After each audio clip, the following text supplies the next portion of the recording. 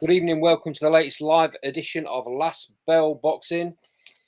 Bit later tonight, boys, unfortunately, one of them things, but we'll crack on. Packed show tonight, lads. Obviously, we've got the big card. Adam Azim, Ohara Davies down from London. We'll go through that card in a second.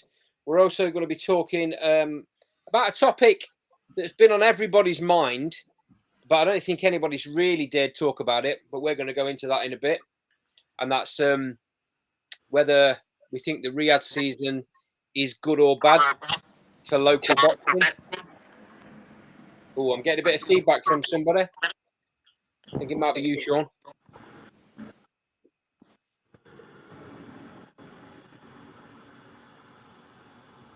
I think we're back okay now. And then last thing we'll talk about is Nicola Hopewell's Commonwealth title fight. We've obviously got Daz as a regular on the show. Daz, as everyone knows, is Nicola's trainer. So still getting it again, Sean.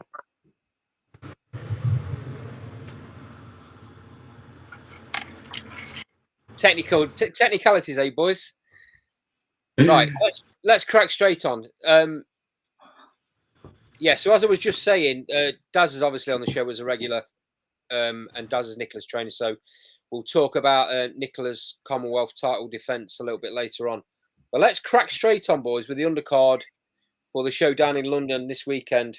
I don't know if I've read this wrong, but Shannon Courtney is you in. Haven't. I know what you're going to say. You haven't. Is she in a 4-rounder? Yeah. Yeah. Yeah, I knew you were going to say that. I've said the same thing earlier on today. I'm just a little bit staggered, boys. It's not like she's making a pro debut here. I know she's been out of the ring for 2 years. The last time she fought 2 years ago, she didn't look great. It's got to be said. She fought Gemma Rueg, who's not a bantamweight. As we all know, Nicola fought her at Fly last time out, so she's not a bantamweight. And Shannon really struggled. That was in. I think that was in the. Correct me if I'm wrong, Harrison. That was in the Leeds Arena, wasn't it? It was, yeah. It was in Leeds. Yeah. Yeah.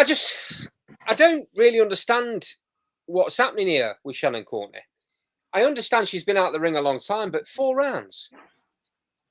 Daz, I'll come to you first, mate. Baffles me, mate, to be fair. Former world champion. She's also, from what she puts on social media, she's also been training a lot. It's not as though she's out at the gym. Jack's just put in the comments, board wouldn't approve her opponent for longer, I was told. Get another opponent then. Yeah. Get a different opponent. That's it. But she should be boxing 8 rounds. Easy, yeah. You know, I mean, listen, even 6, I would have raised my eyebrows a bit and gone, yeah, I suppose I can sort of live with that. You know, she's had a long layoff. I suppose 6 rounds, yeah, fair enough. But 4 is, listen, 4 can be, well, I mean, I don't know anything about this girl, to be fair. Why is the board not approving a fighter that's had 9 fights? 5 wins, 3 losses and 1 draw. Why is that fighter only allowed to fight 4 rounds according to the board? Yeah, well, that's for board to answer, innit? It's not for me. But you know how that can't be a 6 at least is I don't know. Harrison, what's your thoughts, mate? Like we see it quite a bit with fighters, don't we? Where after such a long layoff, they will obviously decline in rounds just to sort of build the stamina and the fitness back up. Hughie Fury's a brilliant example in recent occasions. Obviously, he started at 6 and he's building his way back up. I mean, it is probably 4 2-minute rounds. That's 8 minutes, mate. Well, yeah, but it's. I think it's a bit of a weird risk to take, to be honest, because in 4-round fights, I mean, you only have to lose 2 of them to get a draw. Yeah. You know, I don't particularly like 4-round fighters. There was kind of a nice period over the last year where a lot of amateurs were jumping straight into 6-rounders, and I'm a big fan of that, to be honest. I'm not a big fan of 4-round fights. I don't think it really teaches you anything. I tell you what, I've got a perfect, sorry to cut you off, I've got a perfect example. I went to a local show in Derbyshire last weekend. Interviews on the channel, by the way, guys. And I was talking to the trainer of the local fighters, and all of the fights on that card were 4-rounders. And he hates 4-rounders, but as you're probably aware, Harrison, on small old shows, that's the thing. You pay more money for 6 rounds or 8 rounds. So one of his fighters didn't get the nod from the referee, and he should have. Right. I'll jump myself straight back in here. So on just to explain to people, on that small hole basis, to have longer fights, the board, you have to pay higher fees, and a lot of the time, like in this instance with Shannon Courtenay's opponent, the board won't sanction a lot of small hole shows to be 8-10 round fights unless it's for like a Commonwealth or an area title. Completely understandable at that level. At this level, it's going to be criticised a bit more because what is Shannon Courtenay going to gain out of this? She doesn't need ring experience. She's a very well-known name in British boxing. So to me, I don't really understand what benefits there comes from a 4-rounder. The dangers, she could slip 2 rounds and draw this thing. She might not look good. She might gain nothing if the opponent is useless and just stands there for 8 minutes. So yeah, there's a lot of different connotations here. To be honest with you, there's too many good fights on this card to spend much longer talking about her, but I hope she wins. I hope she gets back. Let's move on. Håkan? I agree. I don't understand why it's a 4-rounder.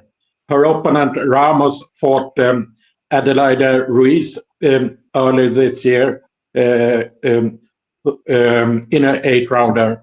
Adelaide Ruiz, who fought Ginny Fuchs in America just a month ago. So she has been against a good opponent this year. So for me, it should have been an 8-rounder. And I'm guessing she's not even going to be on the live show. Nah, she'll be on YouTube, won't she? She'll be on the YouTube show, so that's even more disappointing. Former world champion doing 4 rounds on a YouTube show. Yeah, unless they put Fran Hennessy on YouTube. That's not going to happen, mate. Because they're building her, aren't they? Yeah, true. And she's in an 8-rounder, so that's not going to happen. So you don't deserve to be on telly if you're in a 4-rounder, really, do you? Well, I mean, no, probably not, mate. You're right. Right. Prospects, maybe. I can kind of understand that. I was in a show in Liverpool, and one of Hughie Fury's cousins was in a 4-rounder on TV. So like that's fine because it was only his second fight. But Courtney is an 8-2 world champion. She shouldn't be in a 4-rounder. Sorry, this has annoyed me. This has. Evening to everyone in the sidebar. Evening, Jack, and evening to Claire as well. Thanks for joining us. Leave your comments in the side, and we'll shout them out as we go along. Moving on then to Fran Hennessy, as we were just talking about. She's going up against an unbeaten fighter, and that's always dangerous. Brazilian girl. Looking at her record, though, lads, it's not great. She in those 5 fights, she's fought 4 debutantes and 1 girl that had 1 fight and lost it. So it probably tells you the standard that she's at. But this isn't a bad thing for Fran Hennessy. She's getting 8 rounds out of it. I'm definitely not going to knock her at this stage of her career. I actually like the way they're building Fran Hennessy. I'll come to you, Harrison, first. Yeah, absolute agreement with you, to be honest, Andy. I like I was saying to you there about how Olympians and like amateurs, I like the pace progression that they're having to be put under. We'll talk about it later about the dilution of British shows now. Because there's so few that are of high quality, you need to be able to be in higher rounds, be in more competitive fights. And that's exactly what Fran Hennessy's probably got here on Saturday night. I'm not going to sit here and tell you all that I know anything about Anna Carla Vaz de Moraes, but obviously she comes with an undefeated record, and that's something to be, it'll be built up very well on Sky, and that's the situation for her. She's a very good fighter. I think she got way too much criticism in her last fight from me personally. In a 4 professional fight, she's not going to look like Floyd Mayweather. There's a long building process to go, but they're doing it at a nice pace, at a good level. I like the girl. I really do.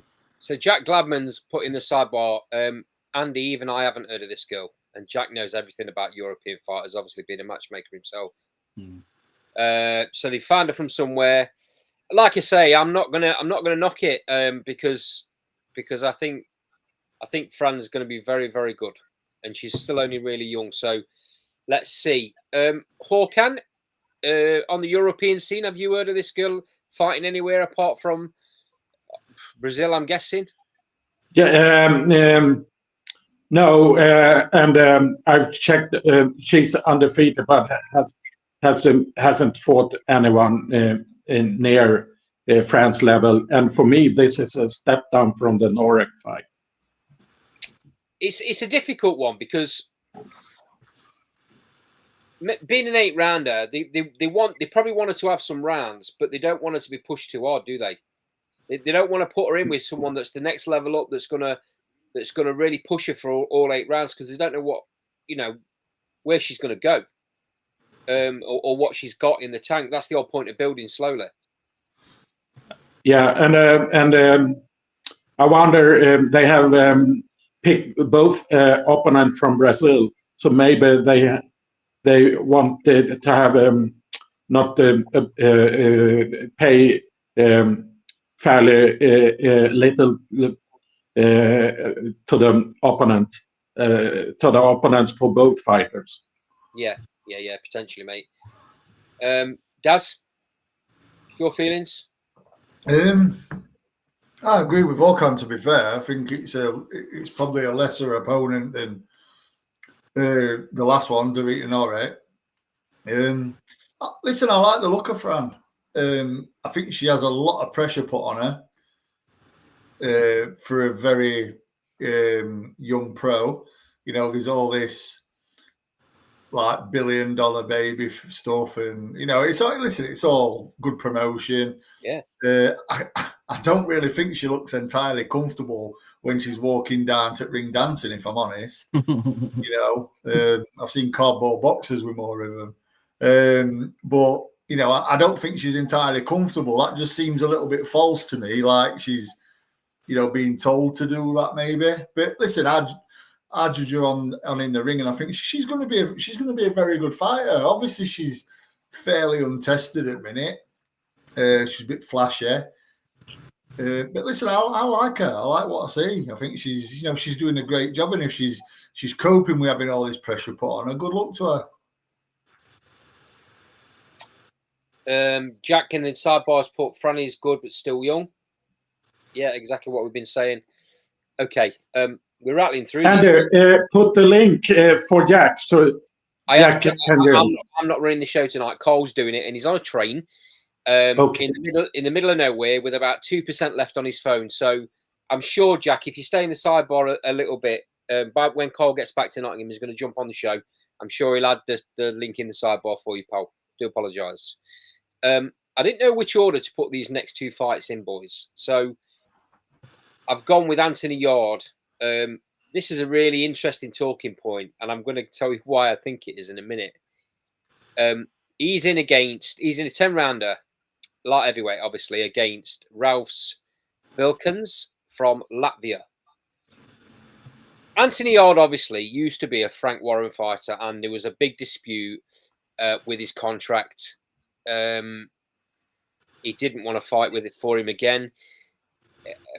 Frank Warren says he was going to take him to court. Whether that ever happened again, I don't know. All of a sudden, he pops up on Boxer. And then we get a situation where Frank Warren and our man at Boxer, Ben Shalom, have a bit of a spat on stage, and there's been interviews back and forwards. So it's not sitting very good. Here he is. Good evening, Jack. You're right. Sorry, I was setting my laptop up. No worries, pal. You're right. Yeah, very good, mate. Yourself? Yeah, not bad. Just chilled out and stopped dealing with every person and their next door neighbour giving me phone calls at the last minute. Mate, that's what your job's all about, pal. Yeah, I'm fully aware that is my job. To be fair, it's all sorted. I've sent the man that needs to go for a weigh-in tomorrow for a weigh-in, so that's cool. Oh, that's all right then. So you got to fight. The Tanzanian turned up in the right country. Hallelujah.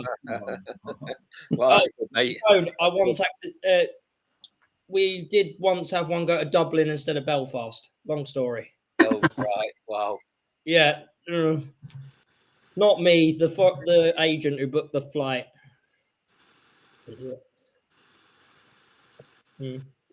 Okay, right. Back to the Anthony Yard situation. Yeah, so I don't know whether this has got on Frank Warren's goat a little bit, and he's taking out on Ben Shalom, because that situation where Ben Shalom pushed past him on the stage was nothing, and Frank Warren's blown it right out of proportion. End of the day, it was Ben Shalom's fighter that was on stage at the time. Daz, I'll come to you. Do you think there's anything in that, or do you think I'm reading way too much into it?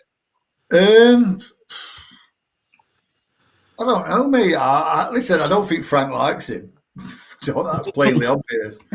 Frank's not keen, is there? You know, I don't think Frank likes Eddie either, if I'm honest. Frank does what Frank does. Ben's, I don't know, mate. So do you know Ben is a little bit like Marmite for me. One minute you sort of like, yeah, he seems all right, and then other time you think, shut up, you pillock.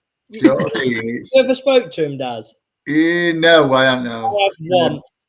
I'm there. You know, when I saw something today on Twitter about that he's put about they're putting a complaint in about Fabio Wardley's gloves or something, and I'm like, well, I'm pretty sure Fabio's gloves were made by Fly, and I'm pretty sure that Fly would have made 3 pairs. Just in case there's an inspector there, isn't there? Well, exactly. Well, and they've got to be agreed by a representative of Jack, that dog talks more sense than you, mate. You know, just like, you know, they've got 3 pairs, but 1 spare pair for Fabio, 1 pair for Fraser, and Fabio's, like, obviously a pair that with his name on and everything. But all 3 of them would have been checked. Yeah. So, you know, I just think, really? I mean, what are you angling for here? You know, you're trying to say that.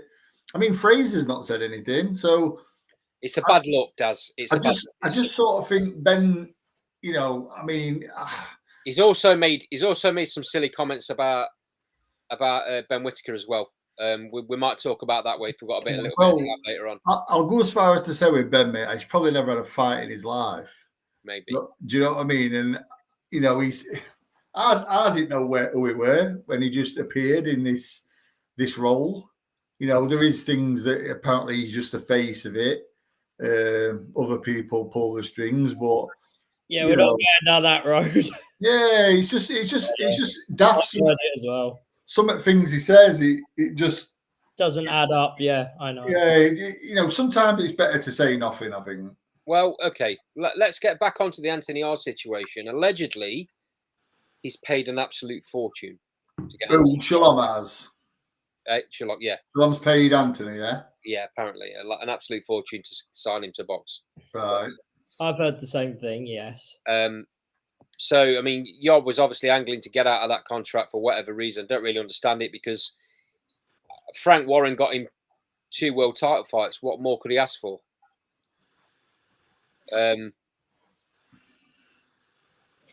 Anyway, but that's beside the point. Daz, what's your thoughts on the fight? Is this another step backwards for Anthony Yard? I don't know, mate. I'll be honest, I don't really know much about this kid he's fighting, but I've seen a lot of people say that it is a decent fight for how long Anthony's been out of the ring. Right. So whether it is or not, I don't know. I mean, it's a funny one, Anthony Yard, isn't it? He's, you know, it just seems a bit like a bit of a bit of a Eubank type. Do you know what I mean? A bit just strange sometimes. He's a bit like that in personality because Just seems weird. He's got a massive entourage and all that, and I'm like, listen, I think he's a talented fighter. He's very good, but yeah, I don't know. I just get the, he sort of seems to want to do things his way, and sometimes I don't think that's very. What's the word? Favourable, maybe, for your career. I'm not having a dig at him, by the way, but I feel like Tunde does kind of facilitate that as well. Yeah, possibly. I'm not having a dig at him as a trainer, by the way. I'm just like saying that maybe they're too close friendship-wise, more than boxer trainer, and sometimes he facilitates Yard thinking he knows better than he actually does. Maybe. I'm trying to say that without sound like I'm slagging him off because I'm really not. But Harrison, what's your thoughts on Anthony Yard and where he's heading? I've always used the same two words for Anthony Yard, and that's wasted potential. Since he lost to Kovalev in Russia, it's been tune up, lost to Arthur, tune up, beat Arthur, tune up, lost to Petarbiev, tune up, and now he's having another tune up. That's his last 8 or 9 fights. Yeah. I mean, for someone who we've all put in quite high regard in terms of his quality, other than beating Lyndon Arthur, which took 2 goes, he's just never really shot to life for me, to be completely honest with you.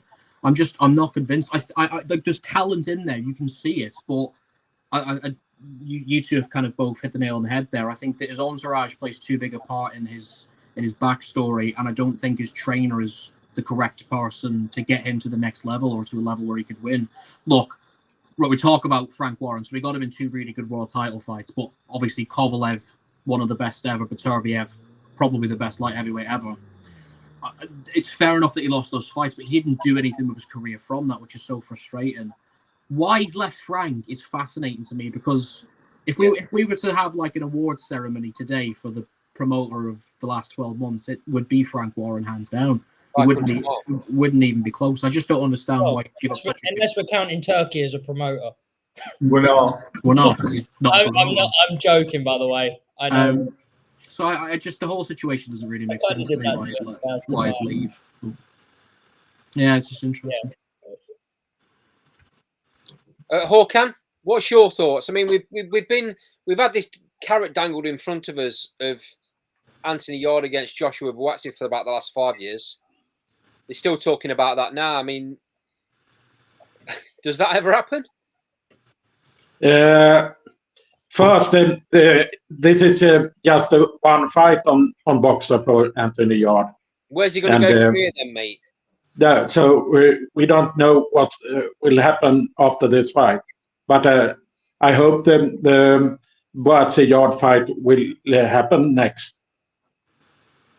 I mean, it's like he's trying to be his own manager and run his own payday, so he's not got a promoter cutting a massive chunk out of him. But that only works if you can make your own fights. The problem you've got is he's likely, if he's not got one of the big promoters behind him, he's likely never going to get another world title shot. Yeah, if it's a world title being ordered, he get it, but not on a like a voluntary defense. Yeah. I don't know what's going on with Anthony Yard. I mean, you hear lots of things about the way he trains. Apparently, he doesn't spar, and I don't think he runs very much. I've heard that's a myth. He doesn't spar often, but he does spar. No, but he spars technically. I've heard technically, but he doesn't spar. No, I heard he does 1 open spar per camp, allegedly. It's a very strange. That is a strange mentality, but I'm not a trainer, so that's more for Daz to. They obviously think it works. They obviously think it works for him, but and it's got him to 2 world title shots. So who are you to really argue? And he did very well in both of them, by the way. Let's not forget that. Oh yeah, he did, but it might have been an old Kovalev, and he got stopped in the 11th, and he was doing pretty well against Beterbiev until Beterbiev decided to put his foot down. I think that was Kovalev's last really good performance. Yeah. Ironically, which if he'd got him one fight later, he'd have probably been world champion. Maybe. Okay, boys, moving swiftly on. Dan Aziz is fighting for the vacant British light heavyweight title against Lewis Edmondson. Jack, I'm going to come to you. What do you know about Lewis Edmondson? That he's got the opportunity of a lifetime, to be fair. And he mainly got it because he wanted to fight Ben Whittaker. Ben Whittaker wanted no part of that. And then he's somehow ended up with this opportunity of a lifetime because he keeps getting back on boxer shows because he's good at marketing himself. It's not bad going. He's only 9-0, and he's that's what I mean. He's sold himself, and fair play to him for that. Now this depends. If the Aziz that has fought previously turns up, he should be too much for Edmondson at this stage. If the Aziz that turned up in Crystal Palace turns up, Jesus Christ, Louis Edmondson's going to actually be British champion in his 10th fight. Because that Aziz, I was there that night. It was awful. He lost that fight. I don't care what anyone says. Against Sepp, yeah. I tell me if I'm wrong with that, because I felt like he lost that fight quite clearly. He was poor. He was poor, Yeah. It has to be said. And he wasn't much better against Buatsi the fight before that. This is his chance to bounce back. It's pretty good matchmaking if that's the case, because they're giving him an opportunity against a fighter that's not fought 10 rounds. That's only ever had 1 8-rounder. Yeah, I'm not really sure how he's got a British title shot, by the way, because I'm pretty sure you're supposed to have fought a 10-rounder before you... Daz might know this as well. I'm sure it's in the board rules you have to have done a 10-rounder. I don't think so. I know there's I know there's a rule where if you're going for a 10-round, you've got to have fought a 6. Yeah. So I think if you've fought an 8, you'll be able to fight a 12. Yeah, I couldn't remember I couldn't remember if you had to have. You definitely have to have fought either an 8 or it'll be an 8 or a 10, but it might be an 8 that you have to have fought, because I couldn't remember what it was. But I was like, bit of a strange one. But do you know what? It got approved, and I kind of half hope Edmondson takes the opportunity, because I like him. I like the fact that he sold himself to get himself really moving. If he wins in 10 fights, I'd keep him at this level for a little while, because I don't think in 10 fights you can go looking at European or world level straight away. But if he can beat Aziz, and if Aziz turns up like he did against Sepp, there's every chance he can. He's got a great opportunity. I kind of like the fight from Edmondson's perspective. And I suppose I like it from Aziz's, because he needs to win this to get back in the conversation, in that sort of domestic, just upper echelon discussion that we were just talking about with Yard, Buatsi, people like that. He can't be in that conversation at the moment. And neither can Ben Whittaker. I don't think Whittaker can be in that conversation until he's rematched Liam Cameron, even if he won the next 5 fights. Because I would argue Liam Cameron can be in that conversation at the moment. But, I mean, not that I don't think that I would advise Liam Cameron to jump in with Yard or someone like that, but I think Liam Cameron's well within his rights to be shouting for the winner of this match. I would be more. That's what I was about to say. I'd be more than happy to see the winner fight Cameron, because I think he's earned it. Because to me, he was winning that fight. By all accounts, he's just signed a promotional deal with Frank Warren. Yeah, he's signed with Kingsbury, hasn't he?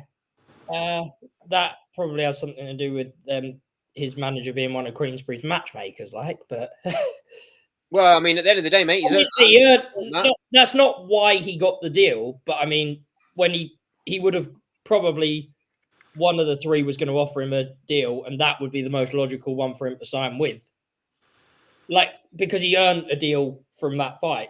Yeah, I'm not saying he got that deal because of that. I'm saying that when the three deals were laid out, and it wouldn't surprise me if he got offered one from Queensberry and one from Matchroom and just chose to go with Queensberry. Okay. Harrison, has this fight been made to make Dan Aziz look good after those last two poor performances?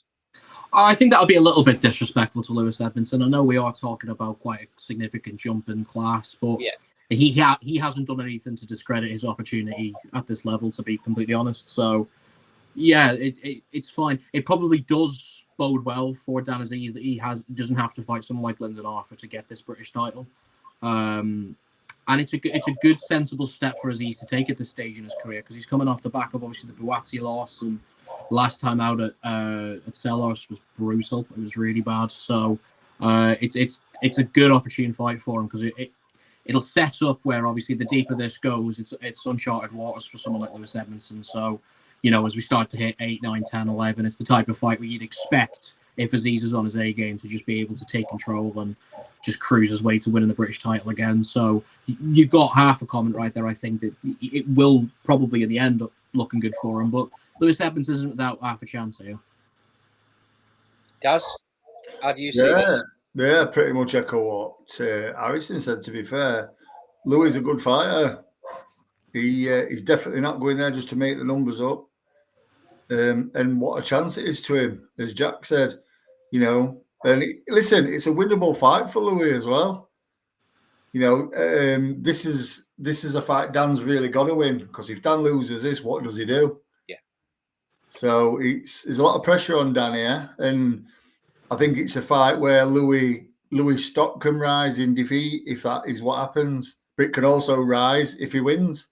He's got everything to gain, Louis, from this. Everything to gain, and not a lot to lose, to be fair.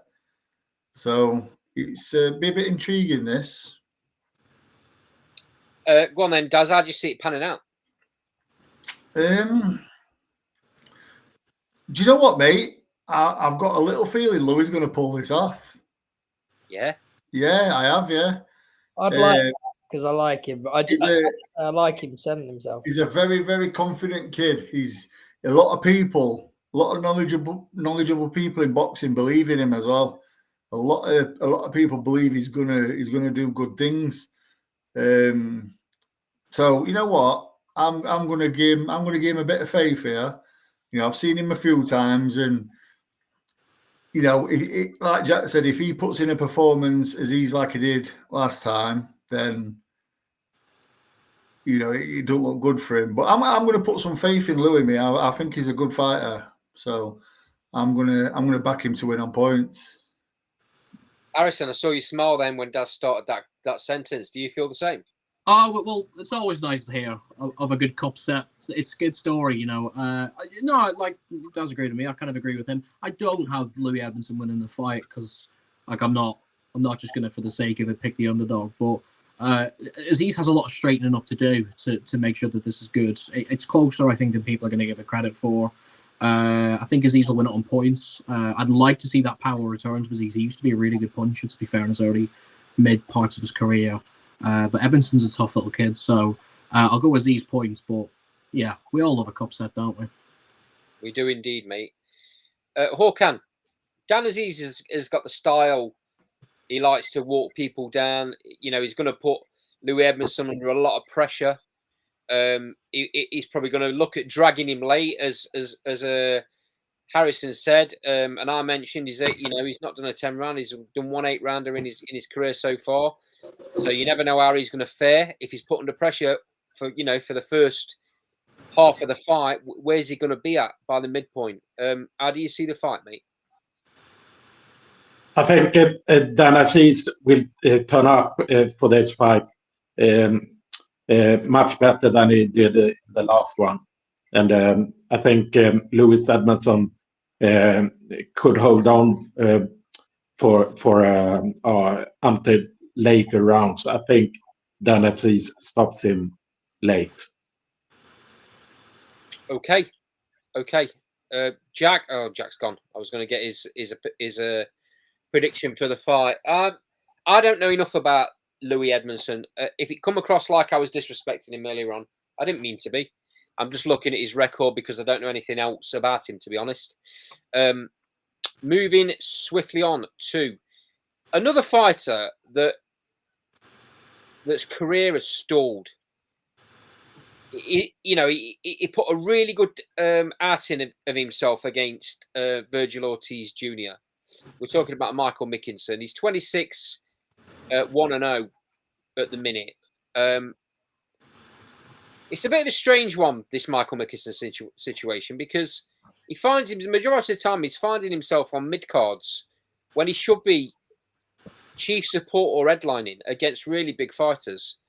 I can't really put my finger on what the situation is and why he's not getting where he should be getting. Is it that he don't sell enough tickets? Is it that he's not popular enough? I kind of have a little bit of insight into that. I can say it because I think it's public knowledge. He's not signed to Boxer, so they're not going to invest in him and put him higher up the card. Okay, that makes sense. So he's fight by fight with Boxer. So it's like, because he's not a superstar, so then you're not going to use him to market a whole show round if you don't promote him. So right, okay. I get that. Harrison, Michael Mickinson is a top draw fighter, right? Yeah, well, he's not going to be the easiest person to ever put on like headlines and main events, because one headline with him obviously comes with the other one, which I obviously don't need to discuss too much. But you can see it's been a while, and he's put those troubles past him now. So there was a really, I remember sort of like early mid-COVID, it was almost his era around super welter and this division, and like he was the guy to beat, to be honest, in Britain. And I don't really know what went. Well, obviously we do know what went on, but with his ability and stuff, like you said, it's stalled. There's no value lost in losing to Virgil Ortiz, well, not yet, at least, anyways. So he should be able to find more. He should be able to kick on in his career. He's got the ability; it is there.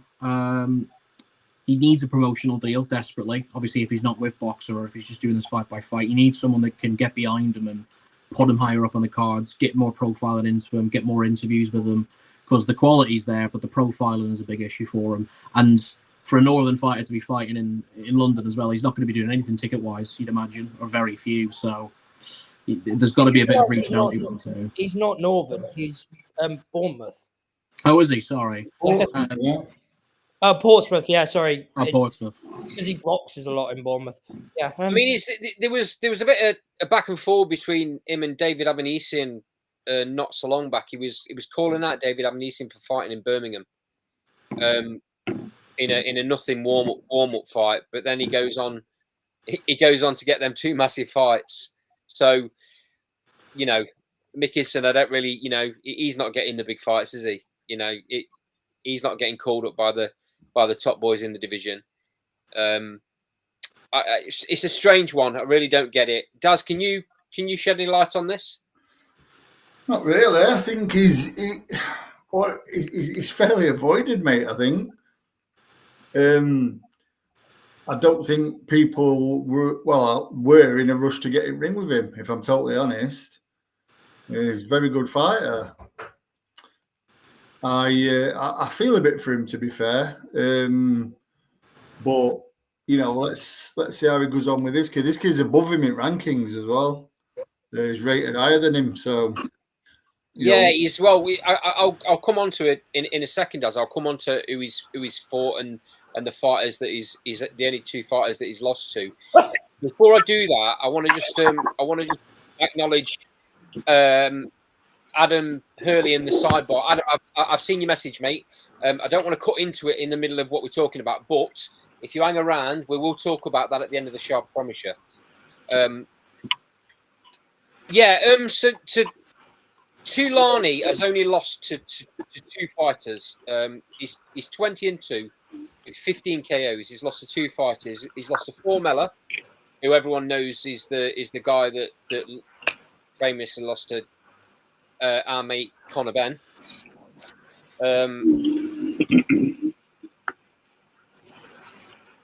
And who's the other fighter? I've got it written down somewhere. Sissoko. Who? Sorry. Suleiman Sissoko. Oh, that's the one. Yeah. Sorry. Yeah. Just give me 1 second, lads. I've just got to nip out of the room. No worries, mate. Right, 2 secs. Yeah. No, you're right. So the pedigree looks like it might be there. This might be a tougher fight for Michael Mickinson than you probably think looking at the opponent if you don't know a lot about him. I've always rated Mickinson. Like I say, I think he did a great job against Virgil Ortiz. But that's the only real big test he's had. I just don't understand why no one picked him up and he didn't kick on from that point. Cole, welcome to the show, mate. I know you've had it all on getting back from London. We'll talk about, before we go on to the Adam Aziz, we'll talk about your experience down there. But give us your opinion on Michael Mickinson and what he's got to do. Yeah, he finds himself in the who needs him club, I'm afraid.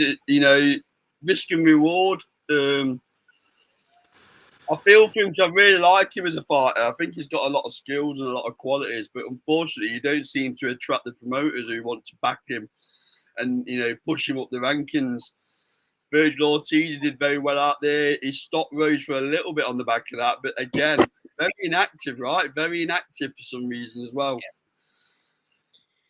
Yeah, Daz might be right in the he's one of those fighters that nobody wants. He don't bring anything to the table. He's not a big ticket seller, so it's not a massive payday for whoever he goes in with. I think he could be a big ticket seller if he was given the right publicity and built his profile. Could Portsmouth, fairly big football club, sleeping giant is what they described as. So I'd imagine he'd be able to put bums on seats if they knew who he was. This is obviously for the IBO World welterweight title. Harrison, does this give him any props to getting his nose into bigger fights? Is Chris Eubank the best middleweight of all time? You know what I'm saying. It helps to have. I mean, any world title. It's better than not having a belt at all, I suppose, isn't it? It's worth it. Just about, yeah. Like, how much more does that carry than a British title or a European title? I don't know. Yeah. It sounds better, but obviously the IBO is a fictitious, inexistent economy in my eyes. But look, the profiling is the most important thing with him there. Like I said there, if the skill is there, he should be good. He should be looking for a good win again on Saturday. I think he has to put highlight performances together as well. That'll help his cause with getting opportunities to get a promoter as well. But Carl's right. It is a bit, who really needs a welterweight at the minute? No one really. Okay, round robin. We'll start with you, Harrison. How do you predict this fight? Don't know much about the other lad, to be completely honest, but I'd say Mickinson will probably knock him out pretty early. He needs to get a good knockout on Saturday. Jack? I'm going to be really boring. I'm just going to say Mickinson points, close points, because I think this other lad, if I remember rightly, I can't remember who the second one is, but one of these losses is to Formella. Yeah. Sorry, I was out the room when you were talking about it. You probably already mentioned that. I just think Mickinson points, probably narrow. The other fight is Solomon Sissoko. Yeah, I know. Is that the other lad he lost to? Yeah. Yes. Yeah. And it was. He's not bad either. So yeah. I'm going to keep close Mickinson points decision, which won't set the world alight, but he'll win. Håkan, how are you seeing it? I think this opponent is very decent when look at his record and his only two losses that has been on close points decisions. So I think this is a good opponent for Michael Mickinson, and I think Michael Mickinson could win, but I think it go to a close points decision. Daz. At Sissoko, the Sissoko fight, one of the judge had it draw when they fought. Okay. Daz. Mackinson points for me. Cole. Yeah, I think Mickinson will stop him around. I'm going around 10. He's going to have to do something different to try and get some exposure. So I think he's going to be looking to put his foot down in this fight. I'm very similar to you and Harrison in that he's got to, because his career's going nowhere. He's not looked $1 million in any of his fights, in my opinion, since the Ortiz fight. So he needs, and maybe that's why he's not getting one of the big promoters coming along with a massive checkbook and going, "Here's a 4-fight deal." He needs to be shining and looking good doing it. Yeah, let's hope he does, because there's some great fights out there that can be made. So come on, Mickinson, pull your finger out, mate. Okay, moving on then to the headliner, and before we get on to the headliner, Carl, you've been down there this week. You've been down there, obviously with work, and you've managed to get a little bit of time to pop into some of this, get some interviews. I know you interviewed Ohara Davies. That's on the channel. Tell us a little bit about Ohara Davies as a character, because he comes across as a bit of an oddball at times. Yeah, what I would say is quite humble, actually, off camera. There's definitely a persona on camera, that goes without saying. But he's definitely humble off camera. But he's very clear what his motivation is. It's all about the pound note for him now. He mentions that he's been in boxing for a long time. He mentions that he doesn't even really like boxing much anymore, which is a worry, because as Dad will concur, it's dangerous when fighters start chasing the pound note rather than wanting to pursue a boxing career. So I think Adam Azim will win this quite comfortably. They're all from the same gym. They're very good friends. They've sparred a lot around, so they know each other very, very well. But no, Ohara Davies was a nice enough guy, very humble. Don't get me wrong, he's coming to fight, but he appreciates that he's coming to the tail end of his career, and it's going to be a tough fight. So take from that what you will. Daz, a bit of a strange message that Ohara Davies put out 2 days ago on socials. I don't know the exact wording. I don't know if one of you boys can remember exactly what he put, but it was something along the lines of, "He's one day closer to retiring." Yeah, I've seen it. Yeah, not great. Not great. A couple of days before. No, he's put some stuff just recent as well. Some, weird stuff that I'm getting a lot of Ryan Garcia Haney vibes from him here. Like he's trying to, maybe pull wool over Azim's eyes or something. I don't know, mate. I just don't think it's not good signs, to be fair. Well, purely on what Daz has just said, I'm going to go and stick some money on flipping Ohara after that. Yeah, it just that's what it feels like to me. He's trying to say all the wrong things for all the right reasons. Listen, he is at the tail end of his career. He's coming to that. Adam Azim's practically got world at his feet, you'd think. So, yeah, I mean, for me, no matter whether this is a ploy from Ohara Davies, I don't think Azim and his team would fall for it. They've probably said the same thing as what I've just said, to be fair. Expect the best, Ohara Davies. So I can only see an Adam Azim mid-round stoppage, to be fair. Harrison, with Ohara Davies, are we talking about another fighter here that's not fulfilled his potential anywhere near close? Well, I just love these really confident and well-spoken and people who are really passionate about winning world titles and, characters, which is exactly what he isn't. He's not done anything of note for British boxing, in my eyes.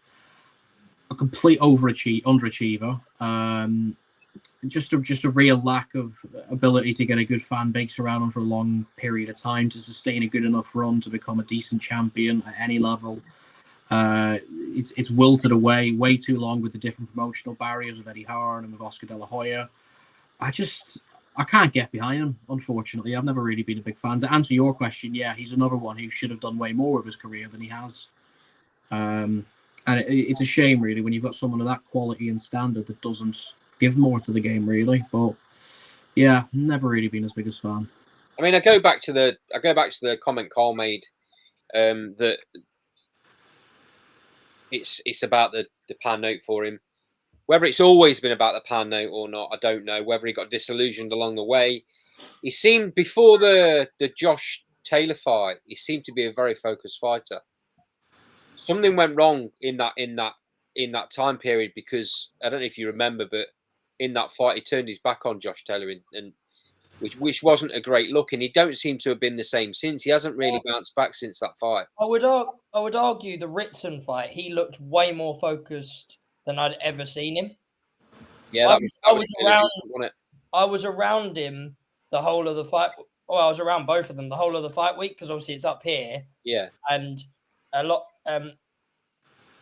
I was at the show, and I'd helped out a bit with the show, and I was around them, and it was only the second time I've ever met him, and the first time was like very brief, and I really wanted to dislike him, but it's like Kyle said earlier, when you actually speak to him off camera, there's no camera rolling, there's no act, he's actually a really nice guy. Like you speak to him and you go, if you actually did that on camera, you'd have a much bigger fan base, because he's a really nice guy. Like, I mean, but he looked laser focused that time. But yeah, as a general rule, since the Taylor fight, he's not been like that. Maybe with the Ritson one, it was all about, well, how can I get into everyone's head? Well, that's not going to work, so I'm just going to be the best boxer I can be. That's possibly what he should have done for this, but I don't know. I do somewhat agree with Daz that he might be playing some sort of weird mind game. Interesting, isn't it? Håkan, firstly, your opinions on Ohara Davies, and then how do you think the fight plays out? I think when he signed for Golden Boy and got the Barroso fight, then that was pushed back a month or two due to visa issues for him to get to US. And then I think he took the Barroso fight lightly, and Barroso has lost in Japan after that just recently. So I think that was more or less a disaster for him when he had signed for Golden Boy, that first round knockout. Yeah. Am I the only one who thinks that division's becoming a bit hot potato around everyone? It's very good, mate. It's very good. Even in. I mean, we've got two fantastic fighters in Adam Azim and Dalton Smith. Well, I'd say three, considering Rafferty did the other day. Yeah, absolutely. I mean, I would say Dalton's a level above the other two at the moment. Yeah, I agree.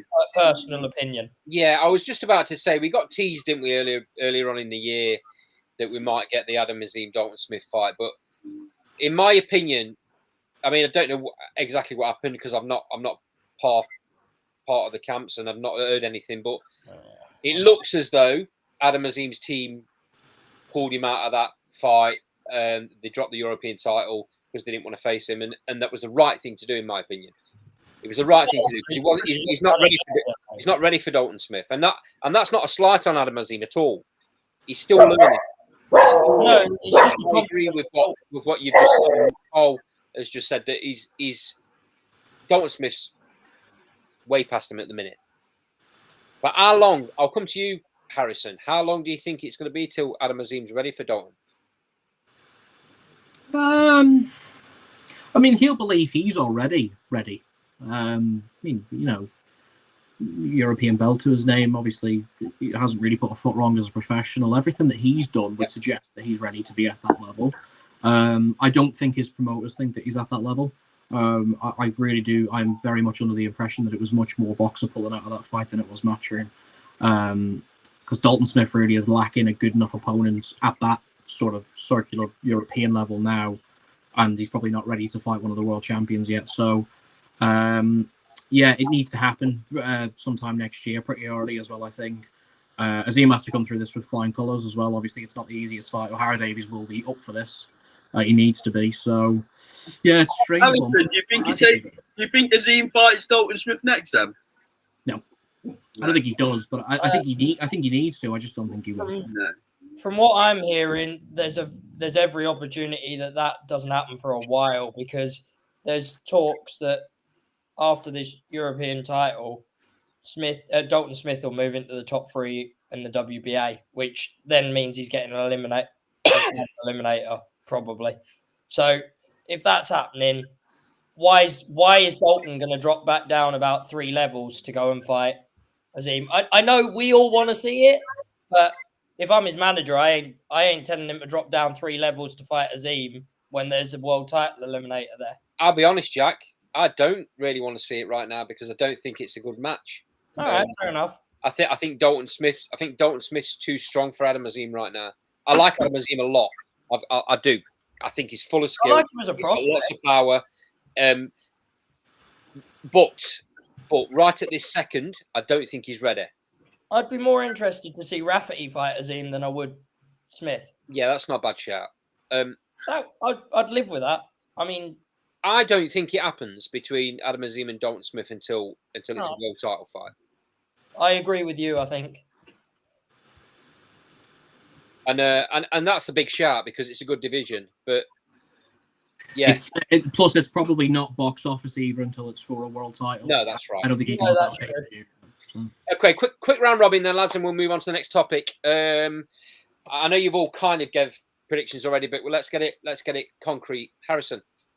Adam Azim, 5th round knockout. Davies retires. Håkan. Adam Azim, 7th round knockout. Jack. I'm going to go Ohara Davies and Azim retires on the stool in the 8th, because I think Davies has played a mind game and he's going to make Azim quit. Okay. Put some money on it, Jack. I genuinely might do that. Yeah, just in case. You never know. Yeah. Gamble responsibly. Yeah. Thank you. Daz? Azim, 6th round. Cole? Azim, 7. Yeah, I think Azim gets a stoppage as well. I think he'll break O'Hara's will. But I think he goes a little bit later, so I'm going to go round 10. Okay, moving on to the second topic of the night. We were going to do a show. We were going to do a show another night on this, but we'll bring it on to this one. This is all about the influence that Turki Al-Sheikh and the Riyadh season and everything that's going on over in Saudi are having on boxing in general, but in particular on our domestic boxing. So as the heading says there, is Turki Al-Sheikh and Riyadh season good for boxing? And that's a very wide and open question. Harrison, I'm going to come to you first. We'll just get some general feelings and then we'll go a little bit deeper. Okay. Arthur Beterbiev. 1 second. I'm just going to go and grab my wire. So that's where I'm disappearing for. I'm just going to grab a. Yeah, thanks for the update, Jack. I'll try that again.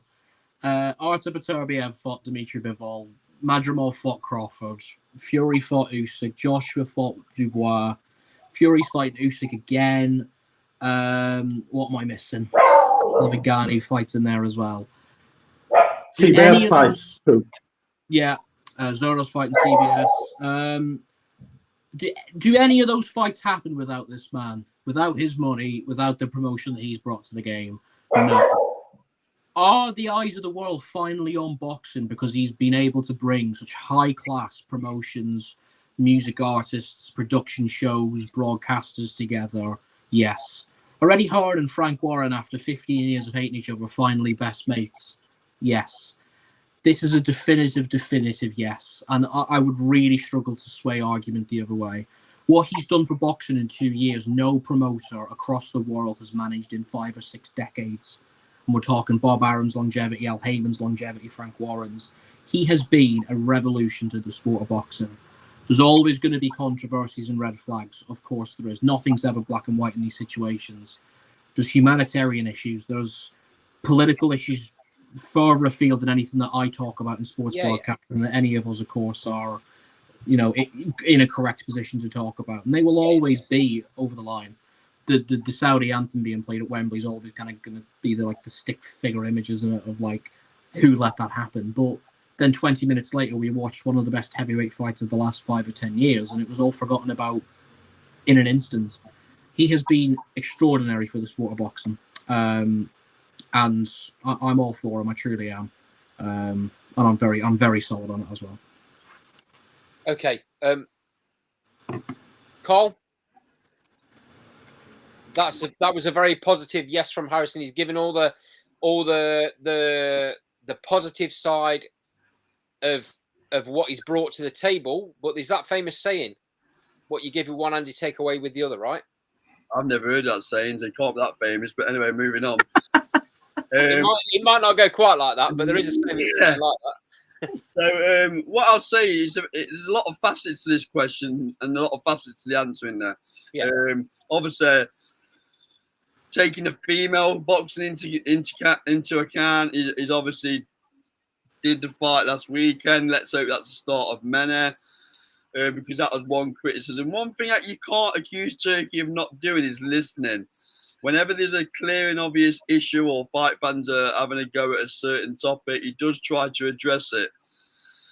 I think he's been good for the sport. I think, like Harrison says, we wouldn't have got them mega fights, let's be honest. I quite like the way the time zone works for the UK, and the Americans don't like it, because we've had many a year where we've been getting up at 2, 3, 4 in the morning to watch the likes of Tyson, etc. So the time zone works very well for the UK audience, although maybe not for the Saudi Arabian contingent.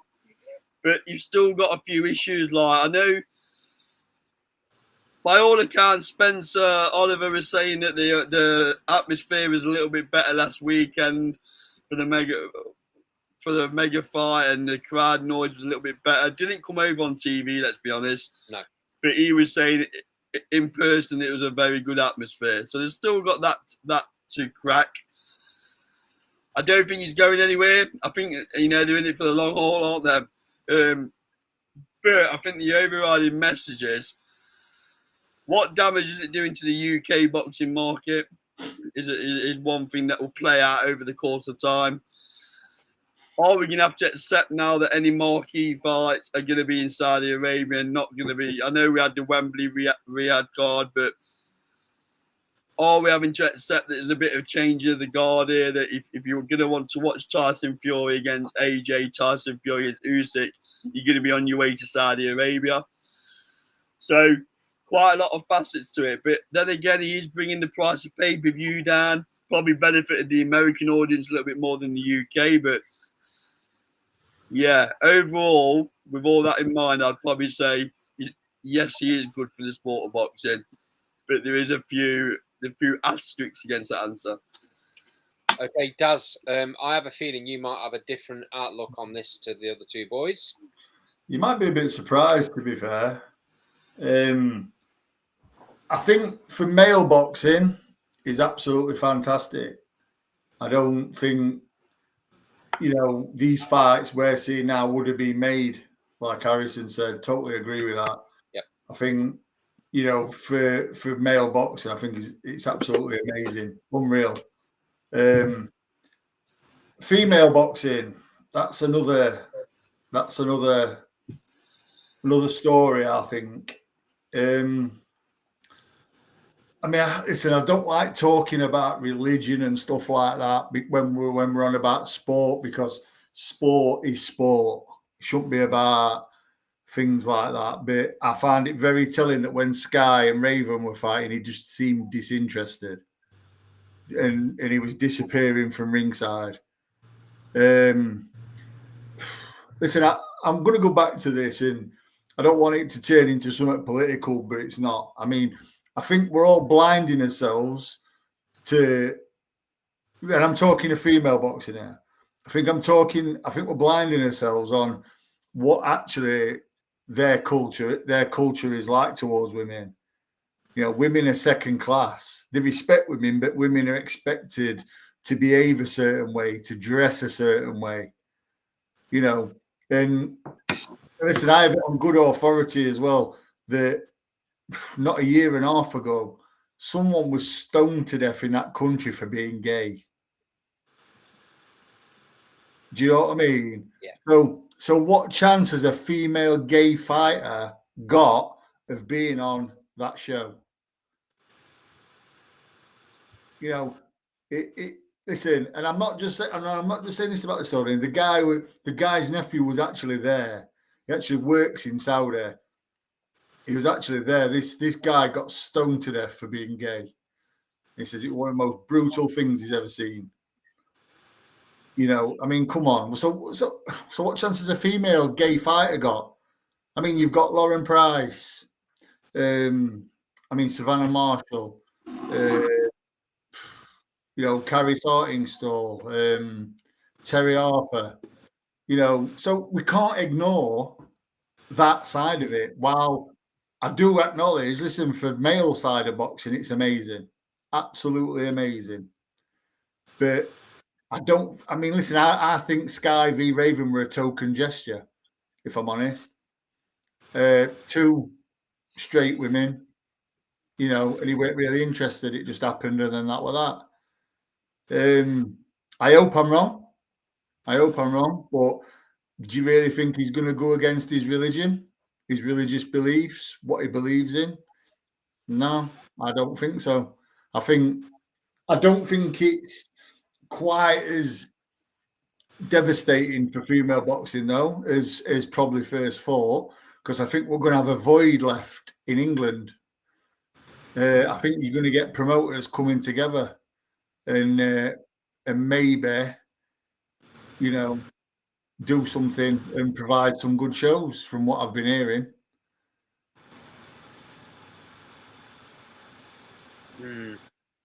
Yeah. Okay. Håkan, what's your feelings? I'm with Das on this. For male boxing, it has been absolute amazing to get these big fights out in Riyadh and even in LA and at Wembley. Better be a Bivol. We are waiting 7 years for that fight to happen, and it finally happened because of Riyadh season. Would never happen if Turkey didn't get into boxing. So for that, I like it a lot to get the big fights over there, and even in the UK and the USA. Yeah. But for the female side of it's not good, and I think that the Sky Nicholson Raven Chapman fight was meant to be there, but in my personal opinion had been better with a Sandy Ryan Michaela May fight, who is destined to be entertaining even for fans who don't follow female boxing. Sky Nicholson is very good, but so the fight, many people thought that it was Sky Nicholson Raven Chapman fight was dull and because Sky is too good,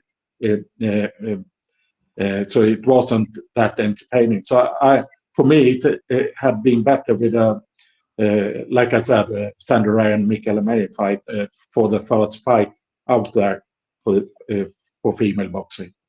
It definitely wasn't the best example of a female fight or an argument for female boxing on their show, was it? So I get exactly what you're saying there, Jack. You're sitting there nice and quiet, mate. Let's get your your opinions of what you think to Turkey Al Sheikh and Riyadh season. You're on mute, mate. You're on mute, Jack.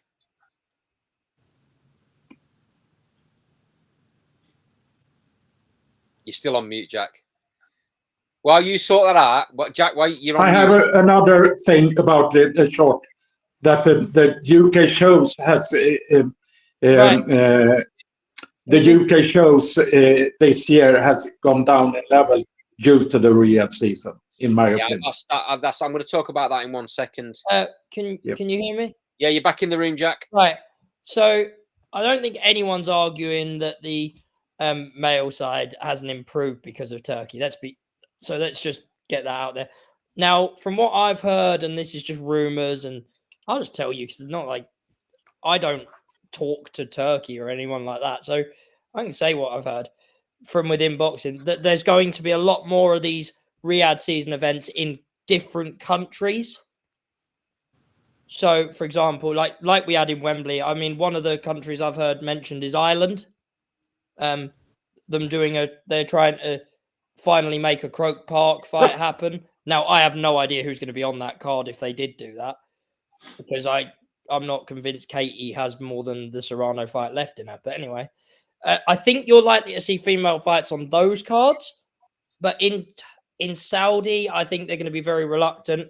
And even if we were to see female fighters on the cards, I think what Daz said, and I don't like going political either, but I agree with Daz. Are you likely to see a gay female fighter on a Riyadh season card?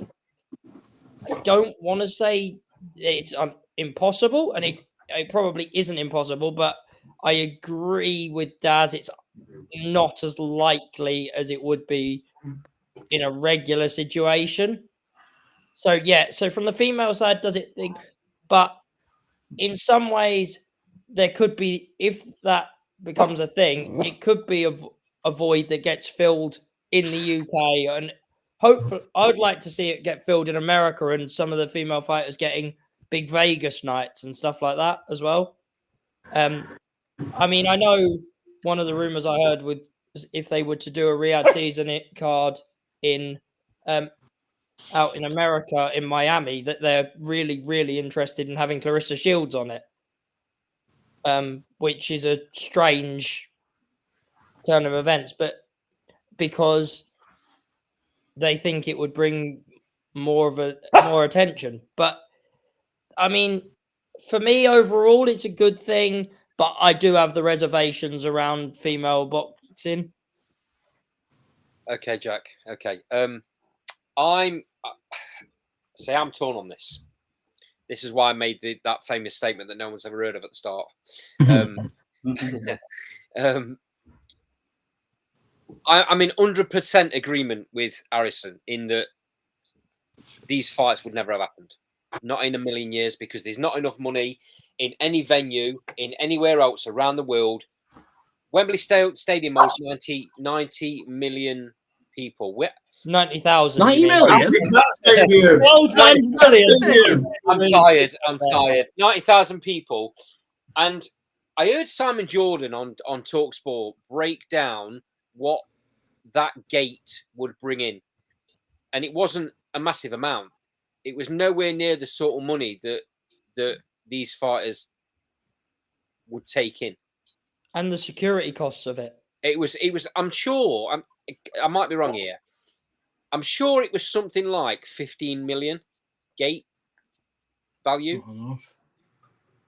That's not going to be enough. Well, it's not even close. It's not even close because Tyson Fury's getting like 50 million. You know, Joshua's probably getting 50 million. So the other fighters getting maybe 20 or 30. So, you know, even with a million pay-per-view buys, it's not enough. It's not enough. So those fights, it's impossible for them fights to happen because the fighters demand too much money now. Those fights will not happen unless this guy backs them. So you've got to say it's a massive positive for that reason. The negative, though, and there is a negative in my eyes, and that is the detriment that it's brought to British boxing and the fights in Britain and cards in Britain. We're not seeing massive headlining fights in the UK anymore, and you're seeing fighters. I mean, there's a fight going on down in London on Saturday night with Royston. Is his name Royston? Royston Barney Smith. Royston Barney Smith. He's on a small old show in London when up until recently he was on Big Cards. He might have been on early on Big Cards. He's on the Queensbury show, Royston Barney Smith. Yeah. Is that Friday night? Friday night, yeah. Oh, is it? No, it's Queensbury, mate. It's not that small. Is it? Okay. Yeah, it's your call on Friday. I've misread that then. But there is, but there's other examples of fighters that were on big cards that are not now on massive cards because the cards Ashley are not. Lane. Say again. Ashley Lane's been one. The cards just aren't getting made. I had a conversation. I was at a show, a small old show on Saturday night. I had a conversation with a British Boxing Board control official. I'm not going to tell you what job role he's got because it will give it away of who he is, and I don't want to put him in that position. But basically, he's been sat in meetings with the powers that be when they've discussed this whole situation and the fact that they were having a British heavyweight title fight over in Saudi. And everyone pretty much in the room were disgusted by the fact. Because the way they see it is, it's a British title. It should be fought for in Britain. There's, and this is why this. I've actually had that conversation with a member of our area council. Apparently, there's a reason that that's allowed, and it's because the board sanction the shows over there. That they do. I was just getting to that. Yeah. Do you know they're not allowed to block it? Do you know what though? Right, and I'm going to say this. Yeah. You know this thing where listen, I get where you're coming from about British titles should be fought for in Britain. Yeah. But I class that now as things have moved on. I class that now as the people I see saying, "Why have we got a German in charge of England football team?" True. You know, it's like we need to move on. Do you know what I mean? And if them lads are going to get paid 30 grand for defending their British title at York Hall, but then are going to get paid 150 grand for defending it in Saudi, go there. Yeah, I get that, Daz, but we're not talking about York Hall, are we? Because that fight would have headlined any arena in the UK. Even headlining, I guarantee, mate, that even if they'd have headlined anywhere, they wouldn't have got paid as much as what they got paid. No, of course not. No, of course not. I mean, look at fighters are going there. That's why the fighters want to go there. And look, mate, that could have been a career ender for Fraser Clark. Yeah. There's a balance. There's a balance we have to put in here as well, though. And it's fantastic that obviously Wardley Clark smashed the British title record for revenue, which is great. That side of things is always going to exist for Saudi boxing. But you've also got to remember that Lonsdale belt has got more history in the sport of boxing than anything else in the entire sport. So the problem's going to be we've opened the gates now where, like you've just said there, Andy, we can't block these fights happening in Saudi Arabia. We don't want to see too many British title fights going out there because, like Hakan mentioned there brilliantly, the dilution of British shows in the last 12 months has been accredited to one. A lot of it is, Harrison. You won't want all the British fights, title fights. He's a big heavyweight fan, isn't it? So I would be guessing that not all the weight divisions will be going out there at British. Yeah. You ain't going to be sticking with Kane on there, yeah. That's my concern, though, Carl, is Harrison just said the floodgates, and it's a very good term because I don't think so. I think that could happen very easily. I don't think so. We finally caught up 34 years later to what Ireland were doing in 1990 because they had an Irish title fight in Boston in 1990. So we finally caught up with the rest of the world. Do you know what though? Right? I've been around boxing since I was like 11 or 12-year-old. Yeah. And one thing I've come to realise. History, tradition, morals, values, whatever you want to say, means nothing outside of a Parno. Yeah. Nothing is more powerful than money in boxing. You know, and listen, it's a shame on some certain aspects, but it's also good for other things. But you know, I always say the prize fighters at the end of the day. So I think they should try and earn as much money as possible whenever they get through the ropes. I'm not. I went into a meeting. I went into a meeting the other day, and there was discussion about British boxing going forward. And basically the idea was that a lot of these promoters are gonna basically come together. If there's a void left, they're gonna come together. Get a bit of feedback from someone now. Yeah, where's that come from? I can nail that. That's really nice. Anyway, we are getting feedback. But anyway, sorry, Daz, carry on. Yeah, apparently, you know, a lot of these small promoters are going to come together and try and you know produce some shows. Which it's probably the only way they'll survive, doesn't it? It's the only way they're going to survive. Yeah, it is, mate. To be fair, it is. There's some good promotions as well. There is. You know, I mean, you've got Top Tier and all them. You know, listen, there's some really good promotions. Yeah, you got Mark Nielsen doing brilliant numbers at the minute. You know, Nielsen and TM14 co-promotions. Yeah, listen, all them guys that Harrison just mentioned, Orkan just mentioned, I mentioned. Listen, they're all willing to work together, and I know that for a fact because I hear it from the horse's mouth. So. Mark my words, it won't ever happen in the Northeast. We've tried it. It doesn't like. Well, to be fair, then Jack, that's like part of the problem, isn't it? One side's willing and one side isn't. That's the issue. You know, Jack. When there comes to a point where they can't put shows on anymore, somebody willing. Yeah, but one side's willing to put 6 title fights on to put the other one out of business. That's the difference. Well, that's just crazy. You've got to compromise. I'm not the promoter, so you're preaching to the converted here. There's definitely been, guys. I agree with everything that everybody said. I agree with everything everyone said. It's a massive bonus. The fighters are getting paid more money. They deserve to get paid more money. They should get as much as they want. The big fights are happening. They were never happening before. I love it all. It's great. I just feel that we're being shortchanged on fights in the UK. And I think it's just going to get worse and worse and worse as we go on. I think we're going to end up with maybe one big show a year. If we look at, we'll end up with next gen shows where the odd decent fight will be a headliner and the rest will be up and coming fighters that aren't ready to go on to Riyadh. I hope it doesn't end up like that, but that's how I see it going. So would you rather us go back to how it was then, Andy, before, where the big fights wouldn't be made and we'd get? No, I'm not saying that. No, I'm just wondering. I'm just wondering, you know, whether you'd want to go back to the old landscape. Of course not. No, I'm not saying that. It's great that these fights are happening. They can have the massive fights on their card without having to take British titles away. That's my opinion. It's my opinion. It might be Stone Age. I might be living in the past.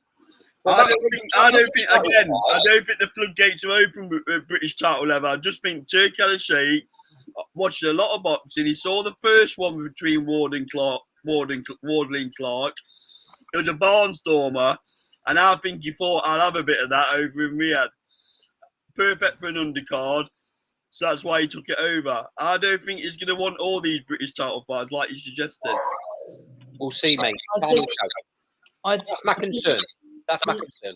The issue they're going to have is that they can't really stop it unless they change their rules. Because at the minute, the wording in the book is any British Boxing Board of Control sanctioned area may host a British title.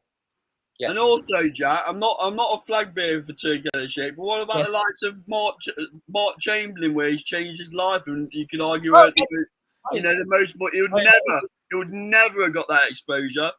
Josh Padley. there's quite a few names you can reel off, right? So there's got to be a balance, hasn't there? You know. Yeah. And for me, on the UK shows, for me, I think that a lot of fans watching the shows in Riyadh, the Riyadh season shows, had a big effect on ticket sales in UK on the UK shows. I have checked ticket sales for the upcoming UK shows, and the both Birmingham cards in November at the capacity to 7K, I think. They are not opening the upper levels, and they had struggled to sell 5 to 7K for both shows. How well? My question would be, okay, how well would that have done him before Riyadh season? There'd have been bigger names on the card, maybe, Carl. I think that's what. You can't compare. Yeah, I think it would have sold much better, in my opinion. Not for me. I haven't. The San Edwards Galai fight struggled to sell 7K. The card would not have been any better pre or after Saudi Arabia. The thing is, so see these Saudi Arabian cards that have been put together, the undercards for them, we can all agree, have been absolutely sublime. That has never really been the case for top echelon British shows. We have brilliant main events, like we've got Catterall Prograde in a couple of next weekend, but assimilated to pretty much every high-level British show, we never have stacked undercards. We'll always have quite a lot of prospects, maybe a British title, but for the keepsake, we don't have like several world titles on one card. We don't have European titles following world titles. We never have. That's just the way things have been in British boxing. That's the way things will maintain. The only way that we're going to get... Sorry, go on. No, sorry. You carry on, mate, and I'll make the point. All I was just going to finish with saying is the only way that you're going to continue to have high-level British shows is if you match the quality of what's going on in Saudi Arabia. But because of the lack of the gates that you just mentioned there with Wembley and other arenas and site fees and security and everything else, you just can't compete. Yeah. We're such a small fish compared to what Saudi Arabia can offer these fighters, and that's why the fights are going out there. 100%. So let me just play devil's advocate a little bit. These shows have been massive, and you've just said that undercards have been stacked. Those undercards have been stacked with fights, and we've said it on the show, with fights that would have headlined other shows. So my argument would be that fight fans in the UK are losing out because they're not getting to a show in the UK that would have been headlined by one of these fighters. Yeah, the rest of the card might not have been great underneath it, but you could be cutting, I don't know how many shows it is.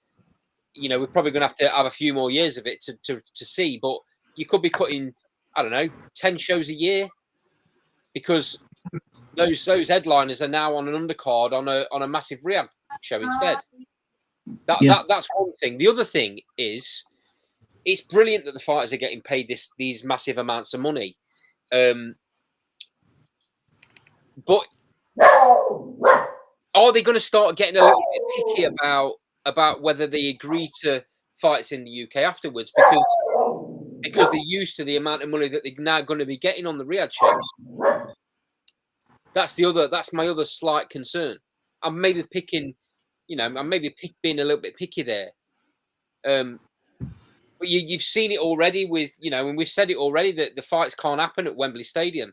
Wembley Stadium, it's the biggest venue in world boxing for fights. Not many other places, not many other arenas around the world put boxing on that's that size. So they can't have the big events because they can't afford the fighters. Because Riyadh season are paying them £50 million each. And that's great for the fighters, but in the long term, what detrimental effect is it going to have on fights being held in the UK? That's my only concern. I think it's just the time will tell, Andy, that. Yeah. I think my argument to that is that Vegas used to pay people insane purses because you used to get a percentage of the betting at the casinos. So if you looked at some of Tyson's purses back in the day when he used to get a percentage of all sports betting at the casinos. So some of his purses are as big as the Riyadh season purses now when factored in for inflation. Well, and Vegas are going to have to step their game up as well. That's Yeah. another really. And Vegas are going to have to go because- back to that probably. Yes, yeah, they are going to have to go back to casino bet to get passes because the pay-per-views alone is declining in the States recently, and like if eventually you start seeing fighters like I don't know Tank Shakur, Canelo, Benavidez, fighters with those massive names, if they start fighting Riyadh season cards, then who's going to be filling up the T-Mobile 3-4 times? All's fair in love and war, though, right, Harrison? Because the games. Atlantic City, you know, Vegas did exactly the same to Atlantic City, right? So yes, no, exactly. Yeah, the game's the game. I They've believe got to only compete. 3 fighters have had that in the last 5 years where they've got a percentage of the casinos. Canelo being one, Golovkin being one, and I believe the other one was Tyson Fury. Nobody else got that. I believe Wilder might have got it for the Fury fights, but that's it. Yeah, Vegas haven't done those deals with anyone. Yeah, the likes of Tank isn't even getting that sports. Tank isn't even getting that. Okay, guys. I mean, we could talk about this forever. There's lots of angles it can go off at, but I think we'll hold it there for now. Let's come revisit this when we've had a few more shows and a bit more going on in the UK or lack of going on in the UK, and we can perhaps talk about it again. So we'll move on, Cole, to the last topic of the night. This is obviously Nicola Hopewell, Daz's fighter, is fighting this weekend, defending a Commonwealth title against very, very tough Mary Abbey. So, Daz, we'll let you take the stage, mate. Tell us how Nick's prepared. I mean, obviously, don't give too much away. Tell us how Nick's prepared, and then the boys can jump in if they've got any questions about what's been going on. You know, listen, camp's gone amazing. Absolutely amazing. Probably the best camp she's had. She's looking absolutely unreal. She's she's had top class sparring. She sparred Jasmina Zapatochna, who's a quality operator. Sylvia Dolagala from Dickie's gym as well. Olivia Dunleavy, she's an amateur from Atif Shafiq's Unity gym in Rotherham. Who I believe, listen, that first time I saw Olivia, she's 16. She's going to be a world champion.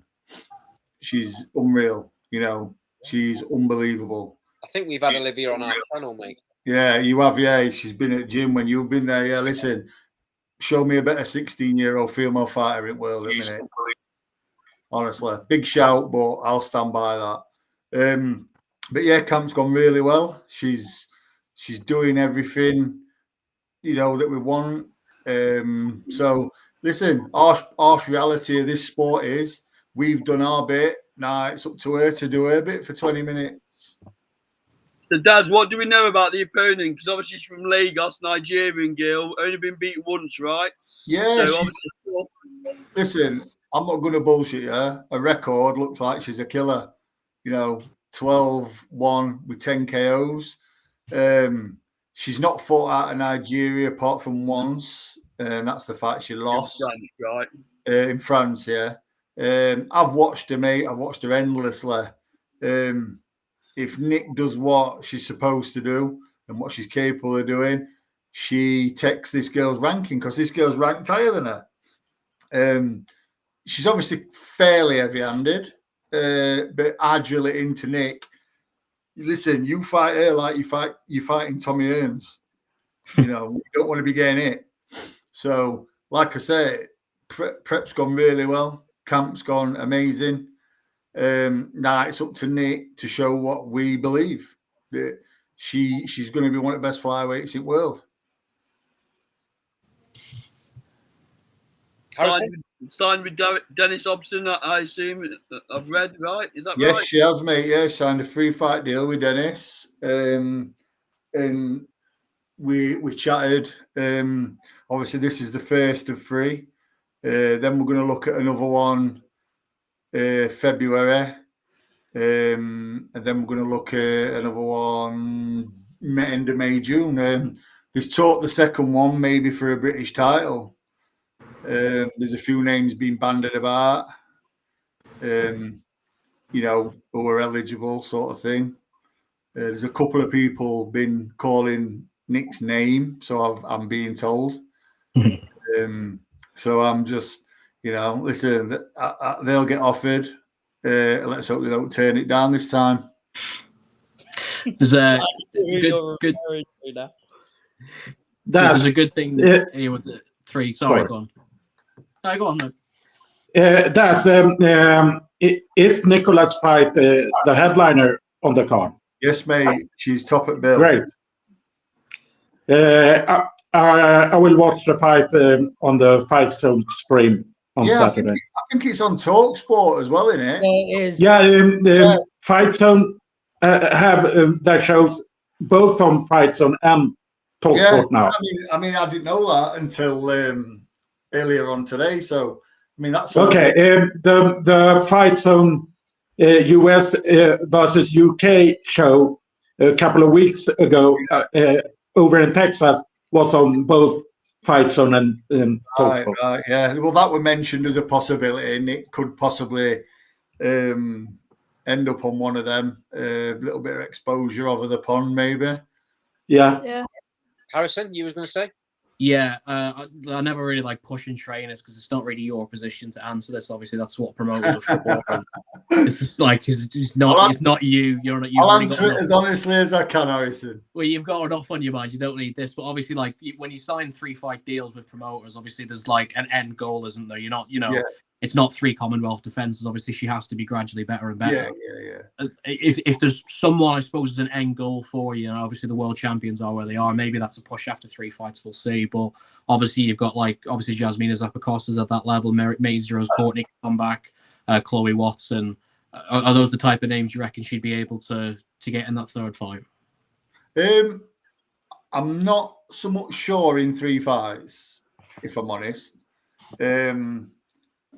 I'm thinking, I mean, these obviously this defence is happening Saturday, and then they're talking maybe a British title. There's a couple of names being bandied about who's been obviously mentioning Nick. Apparently, I'm not saying they actually have, but one girl from down south has been mentioning Nick's name. Apparently, if she has, I think it's a bit of a bit ironic that.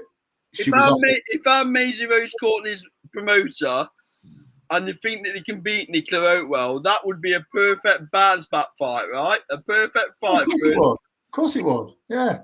I mean, listen, we've got an agreement as well, which is what I like. There's something in place with Dennis that if something comes along on let's just throw a Riyadh season show out there. If something come along for Nick on that, she boxes on it. Yeah. There's no restrictions. Dennis, there's no restrictions at all. Dennis, she can box wherever. And, Dennis will be there as well. So, and that's what I like. I like that, and that's how Dennis has always worked, to be fair. He's always done that. He's done that with Clinton Woods, done that with Ricky Hatton, He always said he works like that. Like he does, yeah. I've Dennis a few times. Yeah, I've known him a long time, and that's how he works, and it's good to see that he still works like that. He's just let one of his fighters do something that I've been involved with. I can't say it because I don't want to announce it in case he hasn't yet. But he's just let one of his fighters do something abroad, and Dennis had no problem with that. He just went, if you can get him do it. The main goal is, you world champions. I think it's Gabriela Fundora. I'm not quite sure who others are. The Japanese one. And listen, the end goal is to get in with them, right? However, I want Nick to have earned that. Do you know what I mean? Because I truly believe she can. Don't get me wrong. If someone rings me up on Sunday and offers a world title fight for Nick, we're going to take it. Yeah. There's no two ways about that. We're going to take it. But I'd like for Nick to have come out on top of this little mini English scene, British scene. Do you know what I mean? Yeah, that's our way. That's what I'd like. That in an ideal world, I'd like, Nick to have beaten a couple of these girls from England, and then move on. Listen, I fully believe she's capable of doing it as well. So we'll just have to see if that's the route that comes. That's the route I'd like. How much more? And I'm speaking here as like someone who's managing fighters now, but like how much more reassuring is it to have a promoter that's there, that's going to back you, that's going to say, right, this is the plan? I mean, obviously, I'm a manager. I can set out a plan, but if I have no way of getting that plan, doesn't work. And this is no disrespect to other promoters, but because their choice is their choice, and I respect their choices. But at the end of the day, Dennis Hobson has put his money where his mouth and shows that he believes in Nicola. Yeah. So, I take my hat off to him. He believes in her. He's put his money where his mouth is. So, Nicola did her job, Dad. She won the Commonwealth title. She couldn't have done any more than that in her last fight, and then it all went quiet, which is very disappointing for us. Very disappointing for you. The fights that were maybe promised never occurred. The fights or the idea of Nick getting big fights on big shows never came about. But she's never let her head drop. No, she's still ticking over in camp. She's doing, and she's always positive, mate. Yeah, do you know what though, mate? Right, on that note, yeah, I agree with you on that note. But that also happened to Emma Dolan. Yep. Which I don't think it should have done. I mean, how she wasn't signed after that fight with Nick. Yeah. I don't know. So crazy if we're gonna pull up what happened to Nick about not getting signed, I mean, you've got to really mention Emma. Yep. I mean, and then she's gone on and whipped Shannon Ryan as well. So, how Emma's still not got signed. Yeah, I mean, I think it's nuts, to be fair. But listen, I like Emma. Get on well with Emma and Carl and all that. So that's for them to worry about. My concerns, obviously, Nick. But yeah, I mean, it's good that she's got a promoter who is planning good things. And listen, it was talking about we're going to get her in IBF. Dennis is going to get her in IBF ratings.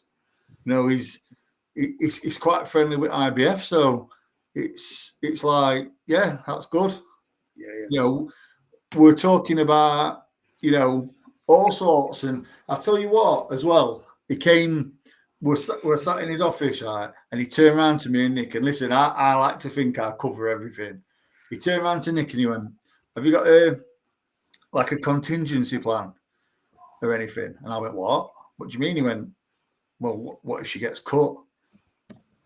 Where she's winning, where she's thinking she gets caught, and he was saying, well, there's got to be a rematch thing in there. And listen, I'm not one for saying things like that because I fully believe Nick's gonna box this girl's head off. But the fact that the promoter is trying to cover all angles and shows he's put thought into it, is I quite like that. You know what I mean? Listen, don't get me wrong. I want to say, we don't need a rematch thing because Nick's going to whip her. But the fact that he's saying things like that, he's sort of, that's all the right things. That's experience as a promoter, though. Dennis knows this sort of thing. Like, slightly different because I'm a manager, but like, I would be wanting to look at that sort of thing. Not because I think my fighter's going to lose, but because a free clash of heads that gets ruled a punch. Yeah, exactly. Listen, that's what I think we're talking about. That's the route he was going down. And I think she's a bit. I mean, I'd actually told him that Mary's a little bit loose with her elbows inside as well. So I actually watched her. So yeah. And then he came up with this. Do you know what I mean? I mean, all it takes is a little stray elbow that referee deems is a punch, and you're in a bit of bother, aren't you? So, while I don't think we're going to need that, touch wood. It's nice to know that a promoter is actually, thinking and giving a shit, to be fair. You can say what you like, but that's a promoter doing their job. Yeah, I mean, people might like, as a fan, not like rematch clauses, but as a manager or a promoter, you're going to want them in there because if it's a voluntary. By the way, is this a voluntary or is she your mandatory? It's a voluntary, mate. Okay, fair enough. Because she's actually got I can't remember. One of the governing bodies has her ranked, and I can't remember which one it is. Just because when it got put out, I looked the girl up. I was like, oh right, I'm going to look her up a bit.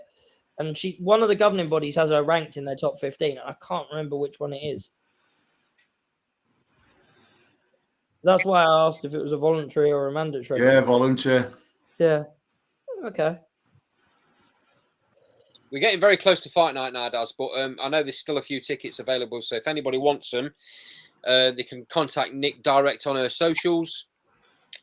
I think they're £50 each. It's definitely worth a punt if you're in the local area. You like your boxing, you've got nothing else planned for Saturday night.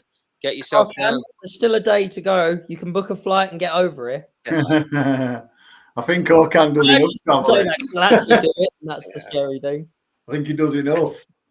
I was going to say I shouldn't say that because he'll actually do it, and then I'll feel bad because he's flights the day before is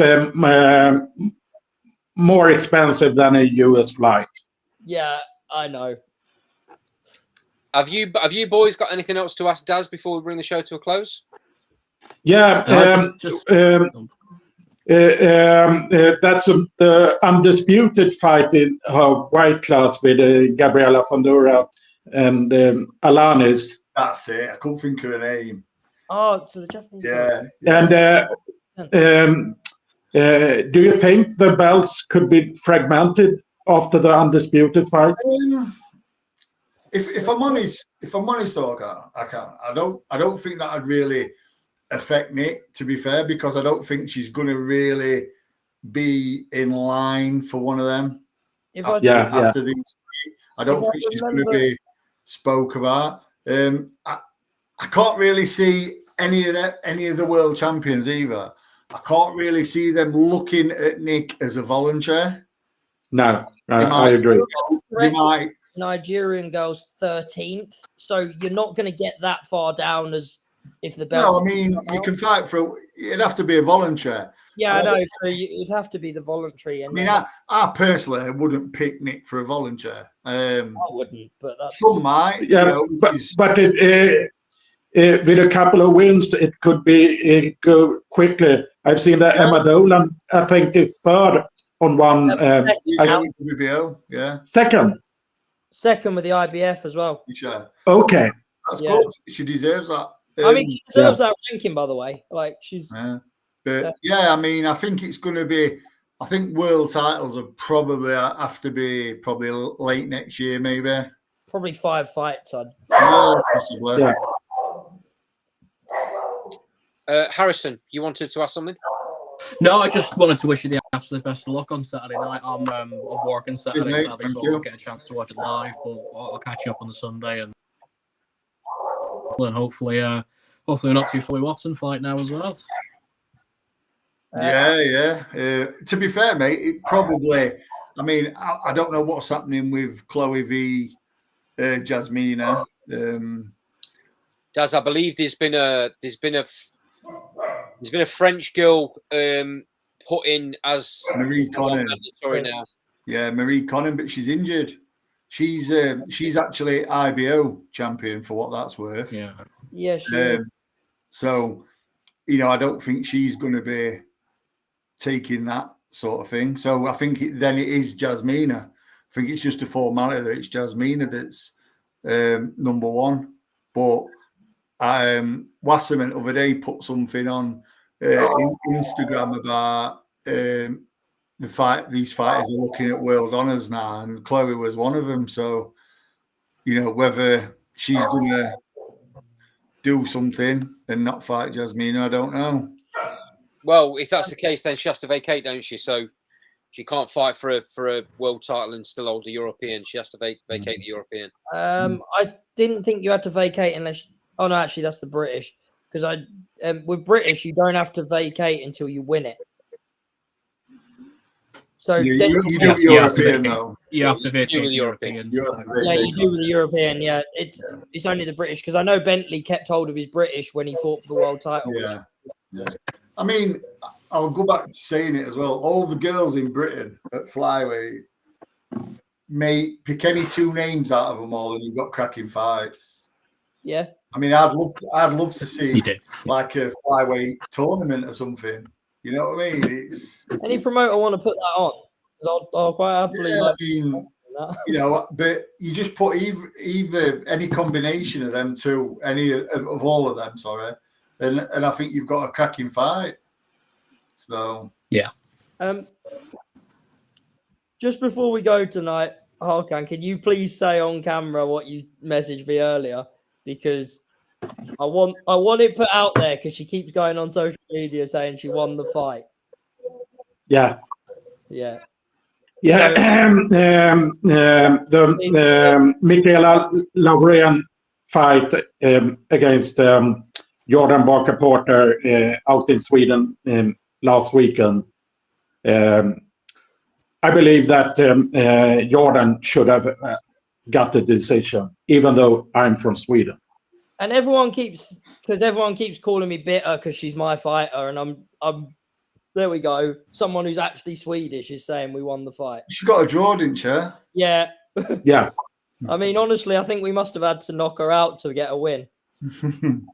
Quickly, lads, before we go, there was a comment in the sidebar earlier on tonight from Adam Hurley. He asks the question, do you think Fabio Wardley is a top 10 heavyweight? He says, I do.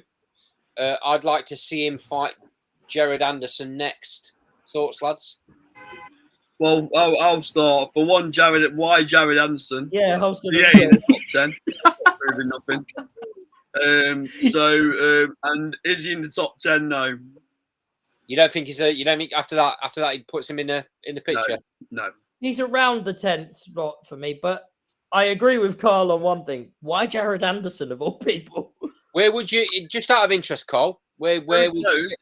Very close, but I just think I can name 10 better fighters. Go on then. Not off the spot. Like, not off the spot. For But, start, Top 10 then. Ring Magazine has put Fabio in the top 10. Yeah, I know. That's probably. well, he must be then, eh? You must be not. Harrison, your thoughts? Well, my thoughts are that every time Jared Anderson gets mentioned on this show, there's one man you look to, and you get a good big smile because you know there's a reaction coming every time. Yeah, he's probably 10th. I mean, it's difficult to name. It's not, to be honest with you, like, it's always the glamour division, isn't it? It's always been like either the fights that you want to see, but it's not at its strongest at the minute. Obviously, we have those two at the top who are like a million miles clear of everyone else. Then there's a good contingency with Dubois, Parker, Zhang's, Cabiel, and then the top 10 kind of starts to fill itself. Piccoli, there is some good names in there, but I think he probably is just scraping into the top 10 now. I would argue Piccoli's on the fringes of that Caballel lot at this point, but because everyone. Yeah, and they'd be like in the 6-7 for me. Yeah. And then in that category below them again is probably where I'd have Wardley, but I'd have him quite high up in it, to be fair. Because he's gone past, obviously, the likes of Joyce and Chisora and obviously Fraser Clark and whatnot. So he's the best at that level. Whether he's probably like 10th, 11th, to be honest. I think he'd lose to Piccoli right now. Interesting fight. It's the fight tonight. Yeah. I'd watch it 100%. Dad? It's 50-50, that. Daz, where would you sit Wardley right now? Yeah, I think that's about fair. Around 10. I think that's fair. I honestly don't think it's a mismatch with Piccoli either. I don't think it's a mismatch. No, I don't. Slugfest, wouldn't it?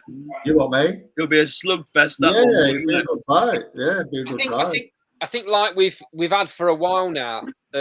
You've got two clear heavyweights, head and shoulders above everybody else, and then you've got the rest, and the rest are vying for those next 3 or 4 spots.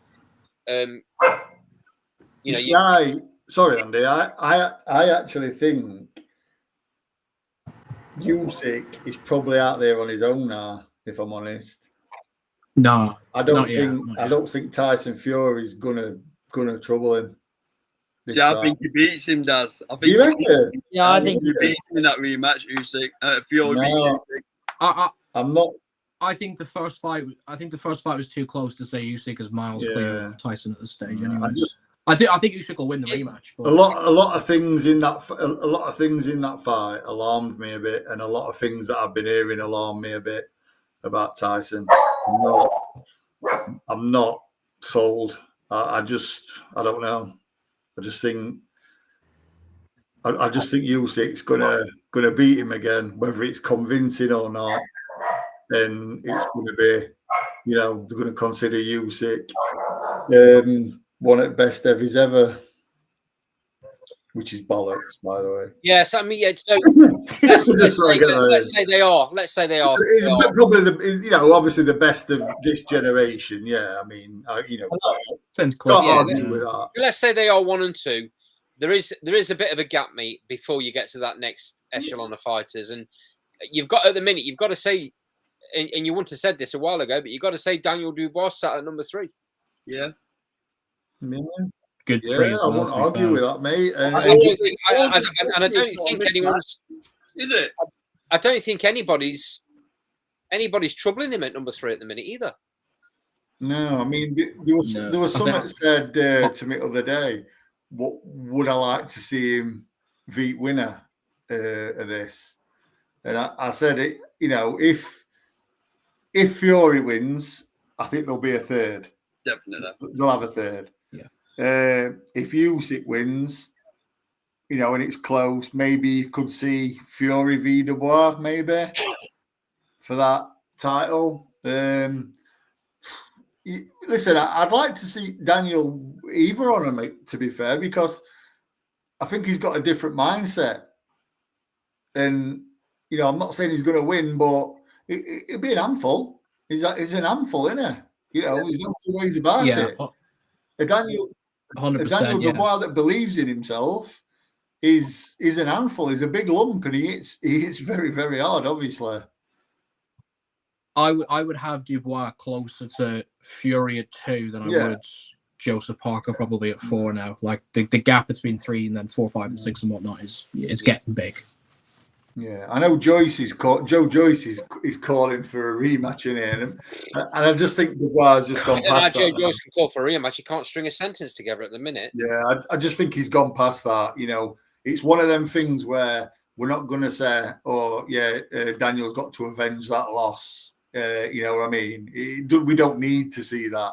Don't really need to see Joe flat on his back. Do you know what I mean? I mean. There's no two ways about it. Daniel Dubois has improved tenfold on the fighter he was in that fight, and Joe Joyce has gone backwards. What a great job Don Charles has done. Not like him. Yeah, definitely.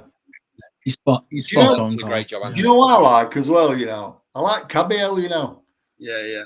I tell you Cabiel's what, that lad punches to the body really, really well for an heavyweight. He really does work that body really well. Very. He's quick as well. He's what, mate? He's very quick. Yeah, he's very. Compared to the rest of the heavyweights, he moves around the ring nicely. I'd argue that Riyadh season's changed him. Isn't it really interesting, lads, how a fighter can look okay with one trainer, but he can move to another trainer and look absolutely outstanding.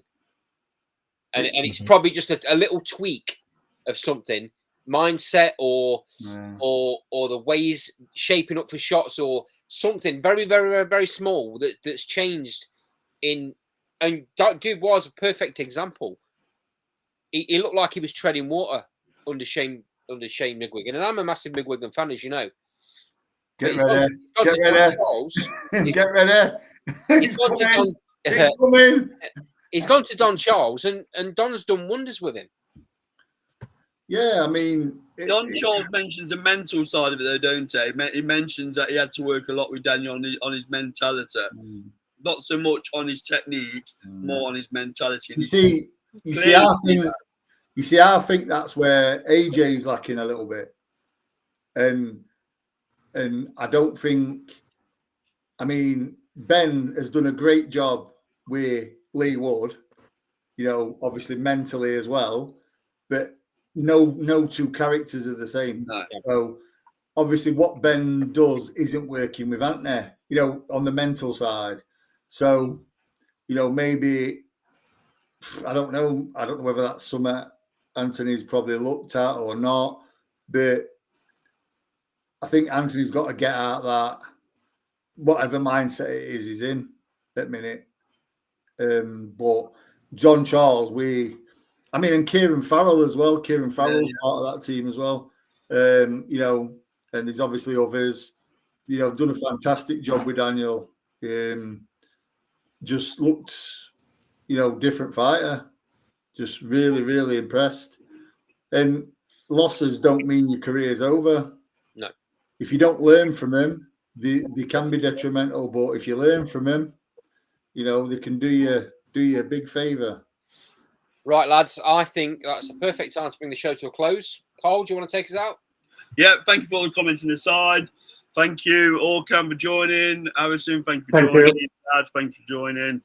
Sean, sorry your connection weren't great tonight and was getting a bit of feedback, but thanks for joining anyway. This has been Last Bell Boxing, prize sponsored by SC Travel Limited and LW Liftings. I'm assuming you guys are going to be doing a show on Sunday. Obviously, I'll be on my travels, so I won't be on until I may not be on next Thursday, depending on what time I get back. But I'm sure you guys are going live again Sunday, right, lads? We'll try. Yep. So Sunday, normally around the 6 p.m. mark. Post your comments in the comments box, like, comment, and subscribe.